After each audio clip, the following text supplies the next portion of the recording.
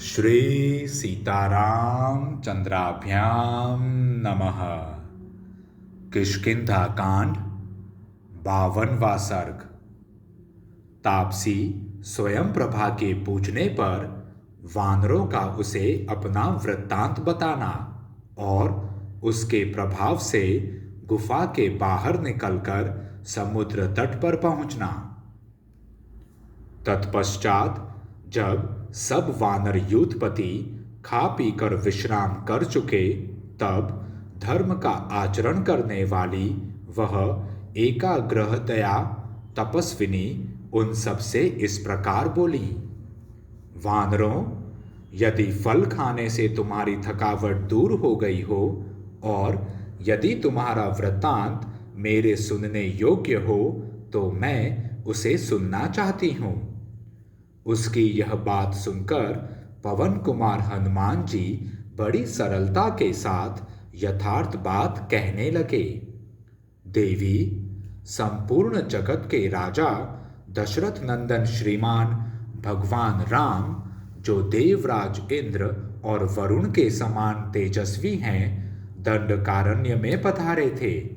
उनके साथ उनके छोटे भाई लक्ष्मण तथा उनकी धर्मपत्नी विदेह नंदिनी सीता भी थीं। जन्म स्थान में आकर रावण ने उनकी स्त्री का बलपूर्वक अपहरण कर लिया।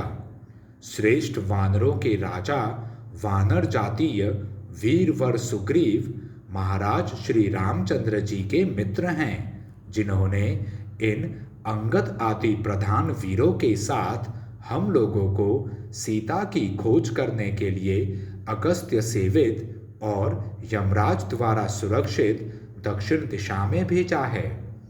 उन्होंने आज्ञा दी थी कि तुम सब लोग एक साथ रहकर विदेह कुमारी सीता सहित उस इच्छानुसार रूप धारण करने वाले राक्षस राज रावण का पता लगाना। हमने यहाँ का सारा जंगल छान डाला। अब दक्षिण दिशा में समुद्र के भीतर उनका अन्वेषण करना है। अब तक सीता का कुछ पता नहीं लगा और हम लोग भूख प्यास से पीड़ित हो गए। अंत में हम सब के सब एक वृक्ष के नीचे थककर बैठ गए। हमारे मुख की कांति फीकी पड़ गई। हम सभी चिंता में मग्न हो गए। चिंता के महासागर में डूबकर हम उसका पार नहीं पा रहे थे। इसी समय चारों ओर दृष्टि दौड़ाने पर हमको यह विशाल गुफा दिखाई पड़ी, जो लता और वृक्षों से ढकी हुई तथा अंधकार से आच्छन्न थी। थोड़ी ही देर में इस गुफा से हंस, कुरर और सारस आदि पक्षी निकले, जिनके पंख जल से भीगे थे और उनमें कीचड़ लगी हुई थी। तब मैंने वानरों से कहा, अच्छा होगा कि हम लोग इसके भीतर प्रवेश करें। इन सब वानरों को भी यह अनुमान हो गया कि गुफा के भीतर पानी है। हम सब लोग अपने कार्य की सिद्धि के लिए उतावले थे ही, अतः इस गुफा में कूद पड़े।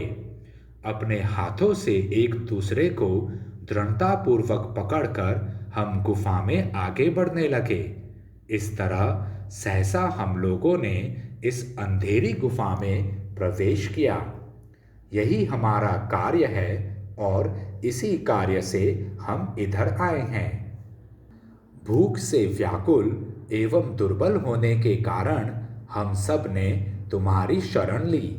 तुमने आतिथ्य धर्म के अनुसार हमें फल और मूल अर्पित किए और हमने भी भूख से पीड़ित होने के कारण उन्हें भरपेट खाया। देवी, हम भूख से मर रहे थे। तुमने हम सब लोगों के प्राण बचा लिए। अतः बताओ, ये वानर तुम्हारे उपकार का बदला चुकाने के लिए क्या सेवा करें? स्वयं प्रभा सर्वज्ञ थी। उन वानरों के ऐसा कहने पर उसने उन सभी यूथपतियों को इस प्रकार उत्तर दिया, मैं तुम सभी वेगशाली वानरों पर यों ही बहुत संतुष्ट हूँ। धर्मानुष्ठान में लगी रहने के कारण मुझे किसी से कोई प्रयोजन नहीं रह गया है। उस तपस्विनी ने जब इस प्रकार धर्मयुक्त उत्तम बात कही, तब हनुमान जी ने निर्दोष दृष्टि वाली उस देवी से यों कहा, देवी, तुम धर्माचरण में लगी हुई हो, अतः हम सब लोग तुम्हारी शरण में आए हैं।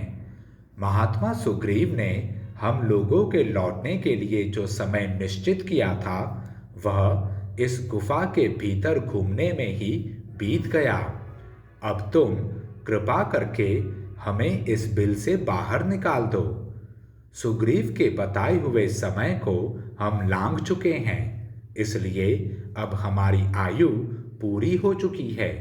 हम सब के सब सुग्रीव के भय से डरे हुए हैं, अतः तुम हमारा उद्धार करो। धर्मचारिणी, हमें जो महान कार्य करना है उसे भी हम इस गुफा में रहने के कारण नहीं कर सके हैं। हनुमान जी के ऐसा कहने पर तापसी बोली, मैं समझती हूँ, जो एक बार इस गुफा में चला आता है उसका जीते जी यहाँ से लौटना बहुत कठिन हो जाता है। तथापि नियमों के पालन और तपस्या के उत्तम प्रभाव से मैं तुम सभी वानरों को इस गुफा से बाहर निकाल दूंगी। श्रेष्ठ वानरों, तुम सब लोग अपनी अपनी आंखें बंद कर लो। आंखें बंद किए बिना यहाँ से निकलना असंभव है। यह सुनकर सबने सुकुमार अंगुली वाले हाथों से आंखें मूंद लीं। गुफा से बाहर निकलने की इच्छा से प्रसन्न होकर उन सब ने सहसा नेत्र बंद कर लिए। इस प्रकार उस समय हाथों से मुंह ढक लेने के कारण उन महात्मा वानरों को स्वयं प्रभा ने पलक मारते मारते बिल से बाहर निकाल दिया। तत्पश्चात वहां उस धर्मपरायणा तापसी ने उस विषम गुफा से बाहर निकले हुए समस्त वानरों को आश्वासन देकर इस प्रकार कहा, श्रेष्ठ वानरों, यह रहा नाना प्रकार के वृक्षों और लताओं से व्याप्त शोभाशाली विंध्यगिरी। इधर यह प्रस्त्रवणगिरी है और सामने यह महासागर लहरा रहा है। तुम्हारा कल्याण हो। अब मैं अपने स्थान पर जाती हूँ। ऐसा कहकर स्वयं प्रभा उस सुंदर गुफा में चली गईं। इस प्रकार श्री वाल्मीकि निर्मित आर्ष रामायण आदि काव्य के किष्किंधा कांड में 52वां सर्ग पूरा हुआ। जय श्री राम।